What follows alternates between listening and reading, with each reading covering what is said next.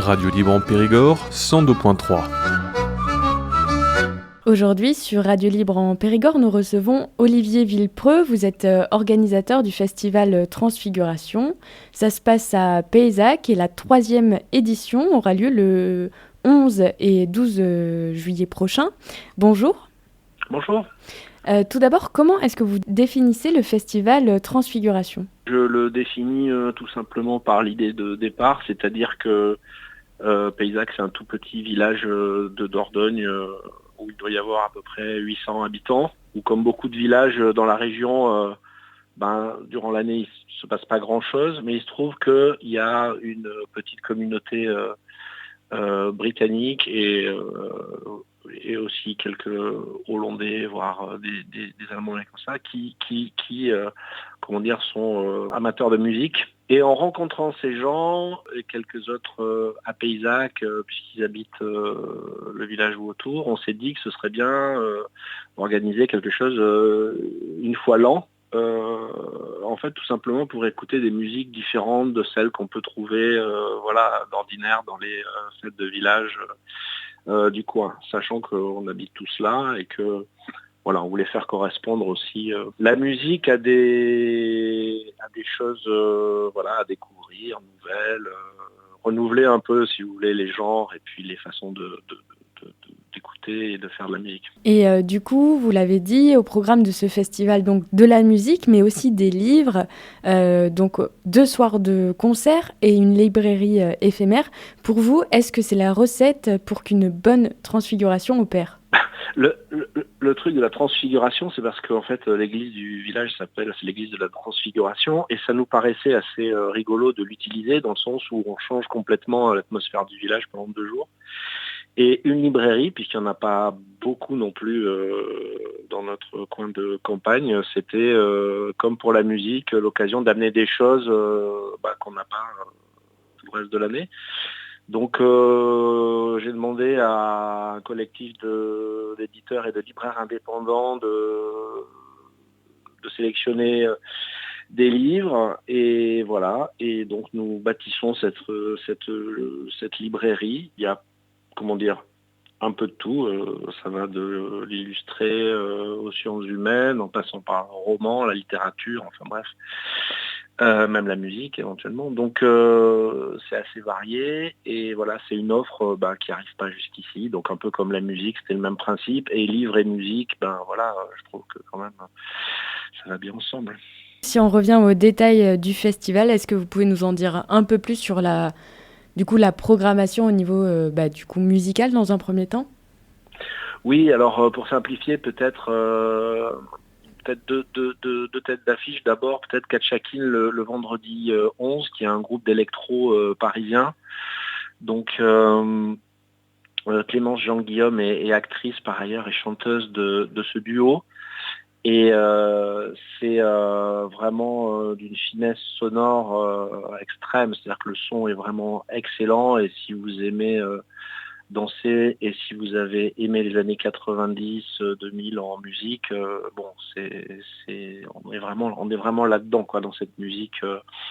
J'allais dire qui va autour des Rita Mitsuko, pour vous dire quelque chose qui peut s'en rapprocher sans être exactement la même chose, mais voilà. Mais aussi des choses comme Dépêche Mode, ce genre de musique-là. Ça s'inscrit totalement dans cette époque-là, 90-2000, quoi. Et puis le samedi 12 juillet, notre tête d'affiche, c'est John Greaves avec l'ensemble Gloy. C'est imprononçable comme nom, mais en fait, John Greaves est un chanteur, poète, compositeur gallois qui là a monté un trio avec Olivier Mélano qu'on ne présente pas parce que c'est un guitariste qui a joué à peu près avec tout le monde en France, de Dominique A, en passant par Miossec. Bref, il a vraiment écumé tous les studios de France et de Navarre, et un batteur rennais également, batteur de rock, de free rock aussi.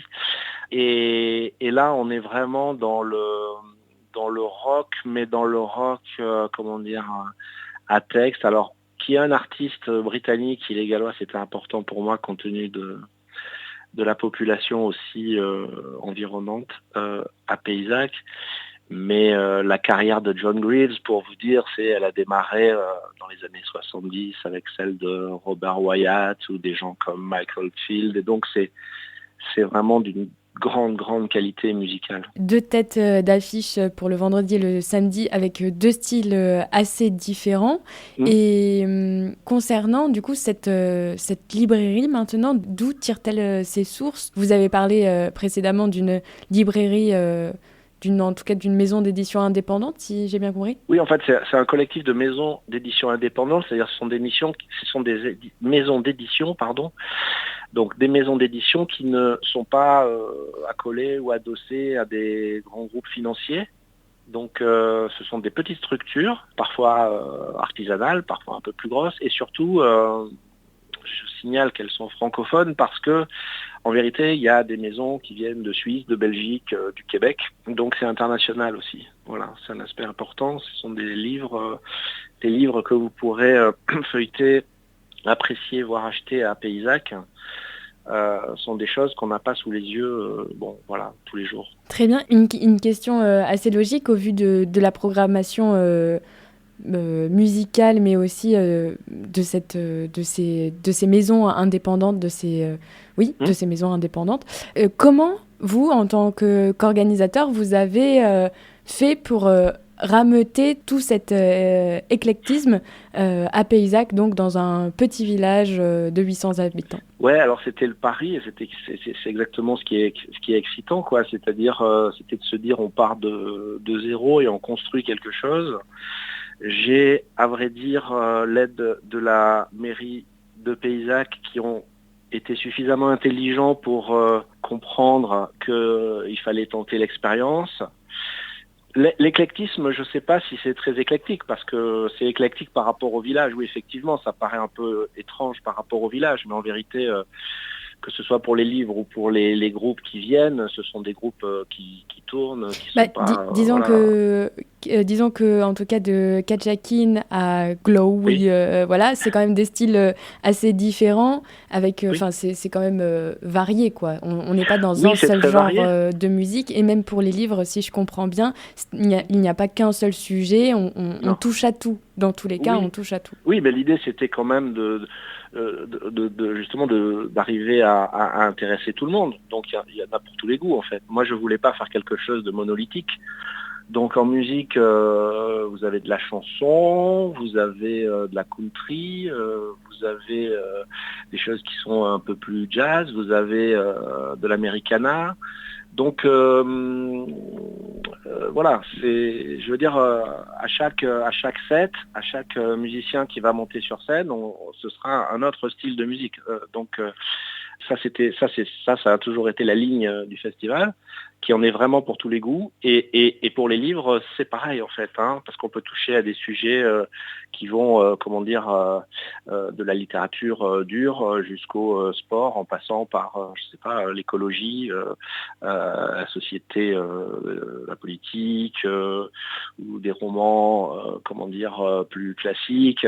Enfin voilà. Donc voilà, l'idée c'était de se dire que évidemment tout le monde était bienvenu et que tout le monde trouverait chaussures à son pied, comme on dit, au festival de Paysac, parce que l'idée c'est évidemment, et vous l'avez compris, c'est de réunir les gens et que des gens se rencontrent et que ce soit dans la bonne humeur, la découverte de l'autre et que tout le monde s'amuse en fait, tout le monde ait du plaisir à découvrir des choses en s'amusant. Donc c'est la 3e année, la 3e édition de festival. Ça veut dire que donc le pari de ramener différents genres, autant littéraires que musicaux, à la campagne, disons-le, a fonctionné. Alors je vais vous dire, ça a fonctionné à 2 étages. Le premier étage, c'est que ça a fonctionné bizarrement auprès d'une population locale qui n'est pas originaire. C'est-à-dire ce sont des gens qui se sont installés récemment. Le public est constitué majoritairement de gens qui se sont installés dans la région récemment, des étrangers comme des Français et qui viennent de la ville. Ça, il faut le dire. Et je voudrais que mon souhait le plus cher, ce serait que les gens d'ici aient la curiosité de venir un peu plus en nombre, voir de quoi il s'agit. C'est pas parce qu'on connaît pas qu'il faut pas y aller, au contraire, c'est parce qu'on connaît pas qu'il faut y aller.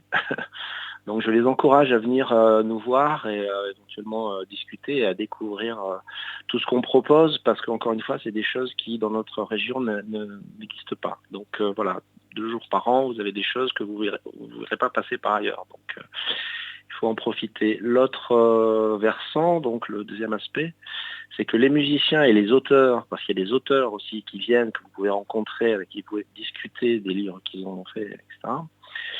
Les musiciens et les auteurs sont tous là, donc accessibles. C'est-à-dire que c'est un petit festival et l'idée c'est que tout le monde se mélange. C'est-à-dire il n'y a pas de backstage où voilà, tout le monde est ensemble. Donc ça veut dire que n'importe qui peut parler avec les musiciens et les auteurs. L'année dernière, et ils vont rejouer cette année, je demande toujours à l'école de musique de Paysac-Lannoy si des enfants veulent venir jouer avec leurs profs, etc.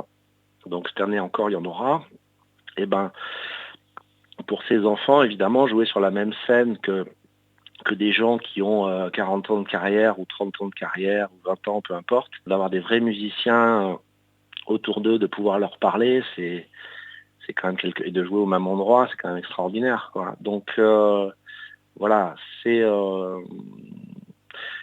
en fait c'est une offre, je pense, qui est généreuse pour tout le monde et en fait tout simplement j'aimerais que tout le monde en profite en vérité. Voilà, c'est tout.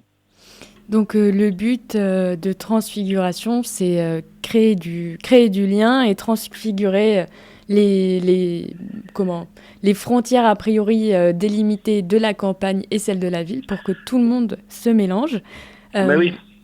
Merci beaucoup Olivier pour ces mots. Une dernière question maintenant qui va concerner des informations un petit peu plus pratiques, notamment par exemple au niveau du prix.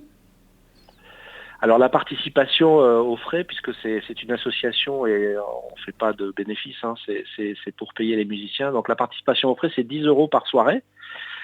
Et si vous venez les 2 soirs, c'est juste 15 €. Et sur place, vous pouvez manger, boire, il y a tout ce qu'il faut aussi. Donc